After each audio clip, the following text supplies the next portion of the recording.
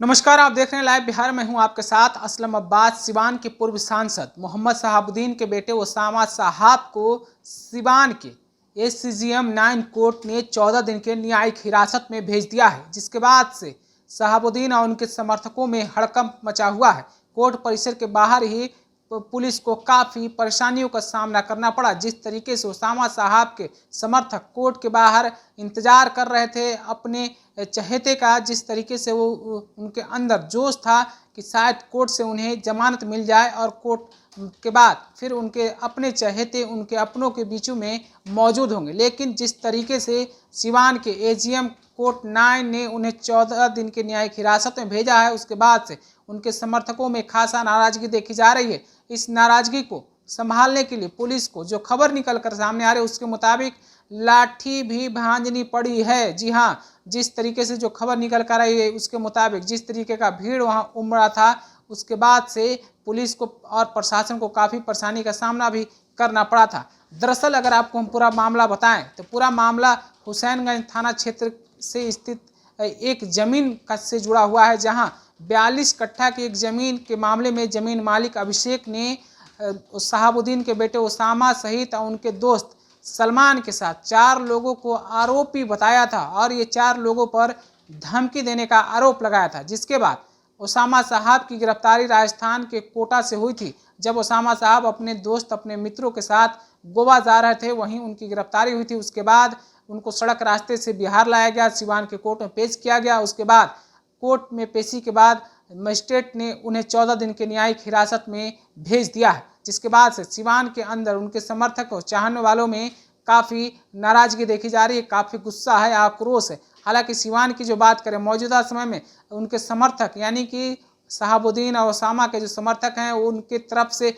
ये बंद जुबान में ये खबर आ रही है कि सारा मामला जो है राजनीतिक रूप से प्रेरित है। हालांकि ऐसा कोई घटना उसामा साहब के द्वारा दिया ही नहीं गया। जिस दिन की बात कही जा रही है उस दिन उसामा साहब दिल्ली में मौजूद थे। उनके समर्थकों का कहना है, उनके चाहने वालों का कहना है। अगर बात उसामा साहब की करें तो इससे पहले भी खान ब्रदर्स, सिवान के खान ब्रदर्स ने भी उसामा साहब पर अपने ऊपर जानलेवा हमला करने का आरोप लगाया था। एफआईआर भी दर्ज हुई थी। उसके बाद हिना साहब ने खुलेआम मीडिया के सामने आकर कहा था कि अगर हमें और हमारे परिवार को ज़्यादा परेशान किया गया तो मैं सिवान छोड़कर दिल्ली में चली जाऊंगी। उसके बाद से कई दफ़े मामला जो है शांत रहा। हालांकि एक दफ़े बीच में उसामा साहब पर मोतिहारी में भी ज़बरदस्ती धमकाने का आरोप लगने की बात सामने आई थी। उसके बाद से कई तरीके के मामला जो है सामने आते रहे, लेकिन जो मौजूदा समय का घटनाक्रम है वो 42 कट्ठे ज़मीन से जुड़ा हुआ है, जिसके आधार पर जिस मामले में उसामा साहब पर धमकी देने का आरोप लगा था उसमें उन्हें पुलिस ने गिरफ्तार किया और गिरफ्तारी के बाद उन्हें कोर्ट में पेश किया गया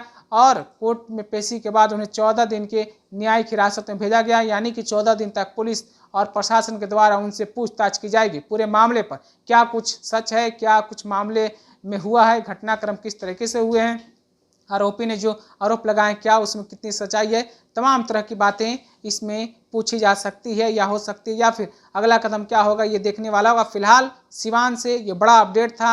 शहाबुद्दीन के बेटे उसामा साहब की न्यायिक हिरासत में भेजे जाने की खबर उनके समर्थकों को बड़ा झटका लगा है। उनके समर्थकों में भारी गुस्सा के साथ साथ नाराजगी भी है।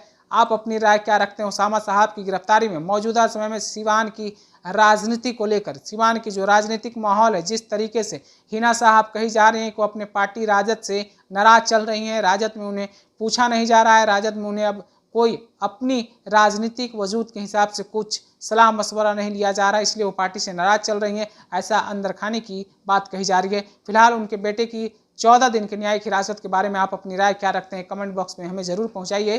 तब तक के लिए बने रहिए लाइव बिहार के साथ। आपका शुक्रिया। लाइव बिहार यूट्यूब पर सब्सक्राइब और फेसबुक पर लाइक जरूर करें।